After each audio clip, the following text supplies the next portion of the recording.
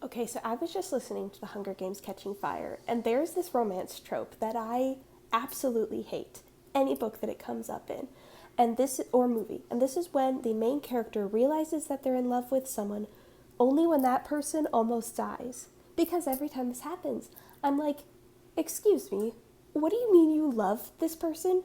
Because they literally almost died before you realized that you cared about them. And so every time it happens, I'm always like, no, no, no, main character, you get yourself out of this person's life because they deserve someone who will give them love without making them suffer for it.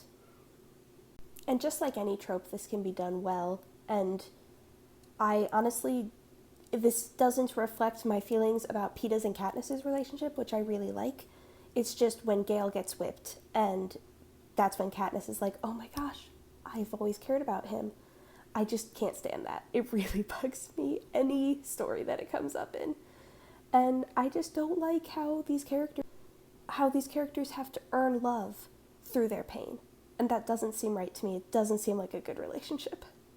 And when this trope is played the other way, where the main character almost dies themselves, and that's what makes them realize that they are in love with someone, I actually really like that trope because it makes sense to me that they would reevaluate their priorities when death almost affected them, and it is more forgivable, I feel like, for a character to be withholding certain things from themselves, because I just feel like more people struggle with that, and that it's less harmful than when they're withholding things from other people. And so I actually really like the trope when it's played the other way, but I don't know, maybe you feel a different way. Let me know in the comments below.